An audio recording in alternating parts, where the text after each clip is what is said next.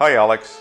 The purpose of this video is for me to introduce to you a new genre, video synopsis. I'm not saying that the art of writing a synopsis as we know it is completely useless. They are necessary, but they all suck. See, a synopsis, in my case, would destroy maybe the major selling point of any of my stories, which is my individuality as a storyteller. The way the characters are presented, the way they interact, the dialogue, the events, the twists and turns, like all those things, little nuances, which together constitute the network of my narrative. Now, in an ordinary synopsis, all these would be just gone, and there would be very little left to sell. I have read hundreds of synopses. I've written dozens of them, based not just on my stories, but on other people's stories, including great classics and time-proven classics and stories that have made billions of dollars over the past 50 years. I've read them, I've written them, they all suck.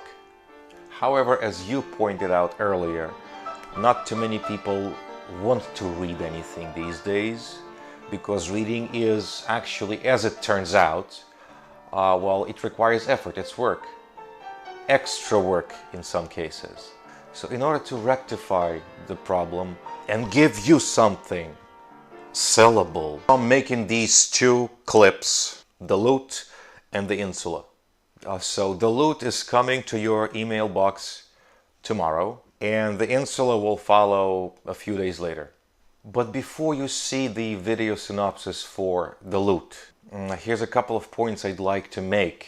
Bear with me, indulge me. Like everything else, cinematography goes through phases and changes and transformations. I don't know, every 10 years, something changes, the entire paradigm is suddenly different. But there are people in Hollywood, producers, directors, writers especially, who just don't get it.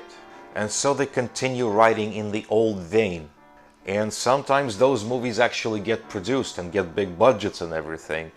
And the result of that is that there is a permanent branch of Hollywood productions that is so completely divorced from reality that you can't help but wonder, like, how their ears don't fall off. And it is probably in that branch that the expression think outside the box was invented. See, if you have to make an effort to think out of the box, then maybe you're living in that box. The solution is stop living in the box, step out, and then all your thinking will be outside that box. Easily, effortlessly.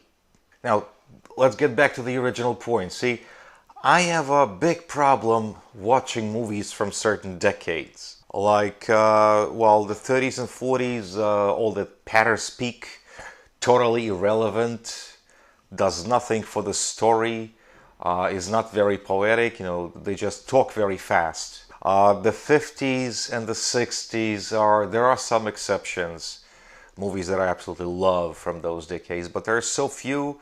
Less than a dozen, actually. The 70s, with like maybe two exceptions, I can't watch at all.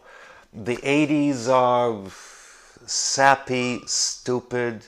If we backtrack all the way to the 30s and watch, say, City Lights by Charlie Chaplin, that movie I can watch again and again. The question is why? What makes that movie so different from everything else, right?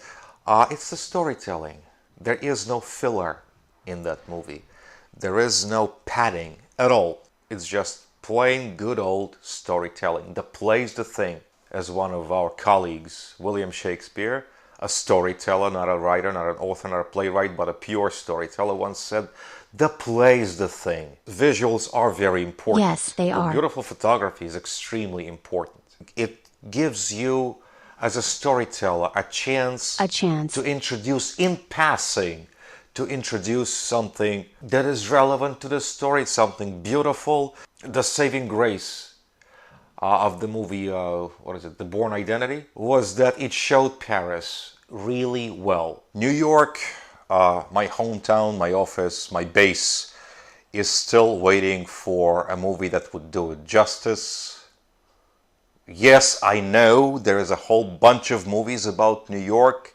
Some of them artsy, some of them action, some of them psychological, whatever. In terms of actually showing the city to the viewer, they all suck. But the point here is that in the Bourne Identity, Paris is shown. There are visuals, but the visuals are in the background. All visuals should be the background, the place, the thing. If there's no action and no dialogue on the screen, it's a waste of time. I absolutely have no patience for movies that do these like visual pauses. Like nothing is happening. Nothing. Nobody's talking. Nobody's doing anything relevant. There's just this scene.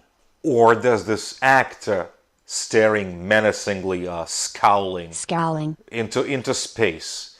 Some directors out there made the point of making movies consisting of just visuals. I don't know, maybe it's a noble pursuit, but really it's not my cup of tea, because if I want to enjoy a good visual, I'll just get out of the house, go to the ocean. Can't beat that, seriously. The best visual ever. If I want a cityscape, I'll go to a picture gallery, or, worst comes to worst, I'll paint one myself. I'm a fairly good painter, a professional. Part of my income comes from that. Here's a street scene, cityscape of mine from Paris. Here's one from New York. You can say beautiful photography, yes. But you know what? Beautiful photography is not commercial, and it does not make money.